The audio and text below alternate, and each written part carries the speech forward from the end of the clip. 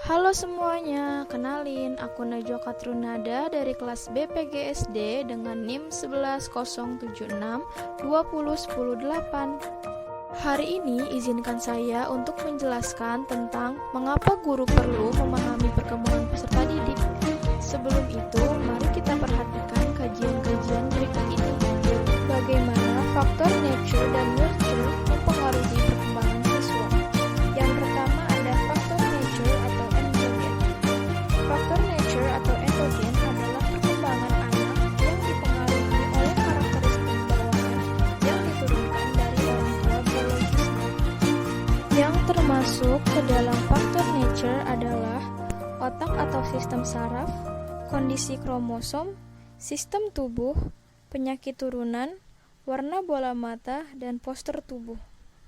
Contoh faktor nature yang mempengaruhi perkembangan siswa yaitu saat orang tua yang memiliki penyakit bawaan lalu menurunkan kepada anak yang dilahirkannya, apalagi penyakit turunan yang menyerang sistem otak. Ini akan mempengaruhi perkembangan anak dan perkembangan anak tersebut akan terhambat dan tidak akan sama seperti perkembangan anak lainnya yang terlahir normal. Yang kedua ada faktor nurture atau exogen.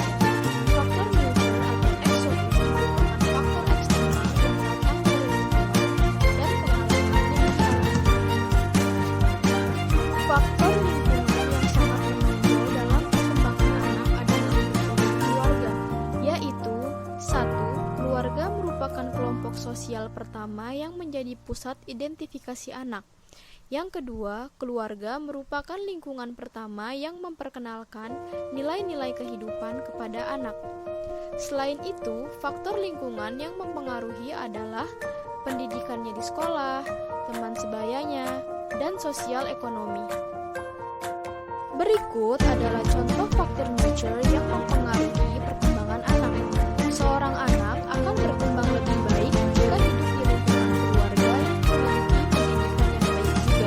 Pendidikan merupakan proses belajar untuk membantu anak yang semula tidak bisa menjadi bisa. Pendidikan yang baik dan berkelanjutan tentunya akan berdampak positif untuk seorang anak. Anak akan mendapat informasi baru yang dengan informasi tersebut kemudian ia belajar mengetahui dan menerapkan hal-hal baru dalam kehidupannya. Namun sebenarnya faktor nature maupun nurture saling berkaitan. Menurut para ahli, baik nature dan nurture sama-sama berperan penting dalam perkembangan anak. Keduanya saling berinteraksi untuk menentukan hasil yang didapat pada diri seorang anak. Contohnya, kecerdasan anak yang diwariskan dari faktor genetik orang tuanya, lalu didukung dengan lingkungan dan pendidikan yang baik. Lalu ia juga mendapatkan asupan nutrisi yang bergizi dari makanan sehari-harinya.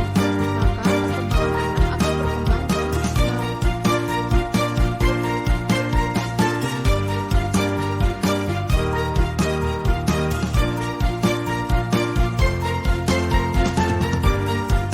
Salah satu karakteristik tahap perkembangan siswa adalah anak-anak. Tahap anak-anak dibagi dua, yaitu tahap anak-anak awal dan anak-anak akhir. Yang pertama ada tahap anak-anak awal yang dimulai dari usia 2-6 tahun. Perkembangan fisik anak-anak awal menurut Santrok 2019, pada masa ini pertumbuhan rata-rata adalah 2-3 inci setiap tahun, sampai usia 11 tahun. Selama masa anak-anak awal, berat badan akan bertambah 5-7 pon setiap tahun. Perkembangan motorik pada masa anak-anak awal. Pada masa anak-anak, perkembangan motorik berkembang sangat pesat. Pada usia 2,5 tahun sampai 3 tahun, anak dapat melompat dengan kedua kakinya. Pada usia 5-6 tahun, anak dapat berlari seperti orang dewasa. Pada anak-anak awal, merupakan masa ketika individu senang bergerak. Perkembangan kognitif praoperasional pada usia 2-6 tahun. Yang pertama, mampu merepresentasikan dunia menggunakan simbol. Yang kedua, masih dibatasi oleh persepsinya. Yang ketiga, hanya terfokus pada satu dimensi terhadap objek dalam waktu yang sama. Yang keempat, cara berpikir mereka bersifat memusat atau centering. Yang kelima, berpikir masih kaku dan tidak fleksibel. Yang keenam, anak mulai mengerti dasar-dasar pengelompokan sesuatu berdasarkan kesamaan warna,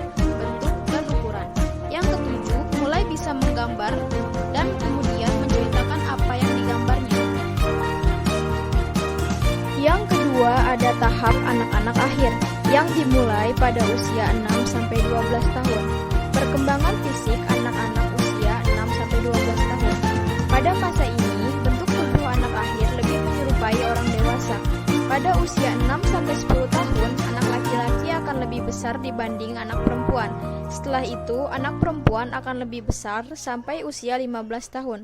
Selanjutnya, setelah 15 tahun, anak laki-laki akan kembali lebih besar. Setiap tahunnya, anak-anak akan bertambah tinggi rata-rata 1-2 inci. Pada usia 11 tahun, rata-rata tinggi anak perempuan adalah 147 cm dan laki-laki adalah 146 cm.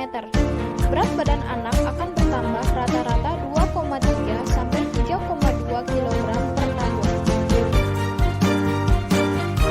Perkembangan motorik pada masa anak akhir. Yang pertama, pada masa ini anak-anak berada pada pendidikan sekolah dasar. Pada masa ini anak-anak sudah mampu mengkoordinasikan tubuhnya. Pada usia 8-10 tahun, anak dapat menulis huruf bersambung, huruf kecil, dan lebih rata.